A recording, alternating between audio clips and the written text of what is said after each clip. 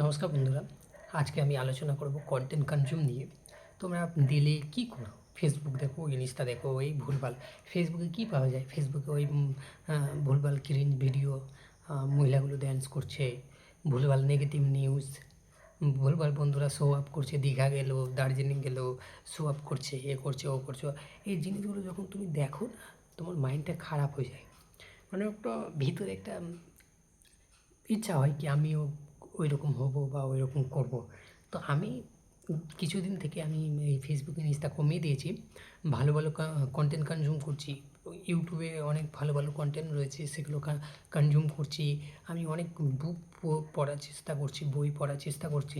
হ্যাঁ, ভালো পডকাস্ট শুনছি, ভালো মানুষের সাথে কথাবার্তা বলছি। আমি বন্ধুবান্ধবও ছেড়ে দিয়েছি, মানে ভুলভাল বন্ধুবান্ধব ছেড়ে দিয়েছি। থাকি না আমি ওদের সাথে, কারণ ওরাও তো ভুলভাল। তাই জন্য আমি থাকি না। আমি চেষ্টা করছি ভালো একটা লোকের সাথে যেন আমার থাকে, সম্পর্ক থাকে। তো ভালো লোক বলতে কে? যারা বই পড়েন বা ভালো একজন ব্যক্তি মনে করেন, তুমি যাকে মনে করো কি এই ব্যক্তিটা ভালো, তার সাথে সম্পর্ক তৈরি করো। যেহেতু আমার এলাকায় সেরকম লোক নেই, তো কী হয়েছে, আমার বই রয়েছে। আমি বইয়ে ভালো ভালো লোকের কথা শুনি, মানে ওনারা তো লেখেন, তো ওনারই তো কথা, তো ওনার কথা শুনি।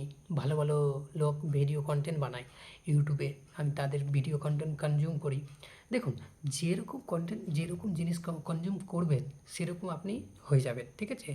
একটা অ্যাজ এ ম্যান থিঙ্কের বইয়ে লেখা ছিল কি, আপনি যদি আমের গাছ লাগান, তো 15 বছর 20 বছর পর আম মানে মিষ্টি ফল পাবে। আর তুমি যদি একটা মানে কোনো তেতো জিনিসের গাছ, নিমের গাছ বা অন্য কিছু একটা গাছ লাগান, তো ওই তেতো মানে ফল পাবেন, ঠিক আছে? এই জিনিসটা বলা হয়েছে। তাই এই উদাহরণটা দেওয়ার মানে হচ্ছে, তুমি যদি আজকে ভালো জিনিস কনজিউম করো, ভালো মানুষের সাথে চলো, তাহলে 5 বছর পরে তোমার একটা ভালো জিনিস, মানে তুমি ভালো জায়গায় পৌঁছাবে বা ভালো মানসিকতা তৈরি হবে। এই জিনিসটাই বোঝাতে চেয়েছে। তা আমি চাইবো তোমরা বেশিরভাগ ভালো ভালো জিনিস কনজিউম করো, আমের গাছ লাগাও, ঠিক আছে? তেতো জিনিসের বা ঘাস তাসের মানে জন্ম দিও না, ঠিক আছে? নিজের লাইফেও সেরকমই ভালো জিনিস দেখো, কনজিউম করো, ভালো কাজ করো, তাহলে 5 বছর হোক, 2 বছর হোক, 3 বছর হোক, রেজাল্ট আসবে। খারাপ জিনিস করলে খারাপ রেজাল্ট আসবে, ভালো জিনিস আসলে ভালো রেজাল্ট আসবে। তুমি এখনই আন্দাজ একটা লাগিয়ে দাও না। তুমি একবার ভাবো কি আমার লাইফটা এখন এইরকম কেন? কারণ তুমি 2 বছর আগে বা 5 বছর আগে নোংরা জিনিস করেছো বা ভুলভাল ডিসিশন নিয়েছো, তাই জন্য তুমি এই পরিস্থিতিতে আসো, ঠিক আছে? তুমি একবার কোশ্চেন করো তো, তুমি কি কোনো ভালো কাজ করেছো? করোনি। তুমি যদি ভালো কাজ করে থাকতো তো এখন ভালো জায়গায় পৌঁছে থাকতে, তাই না?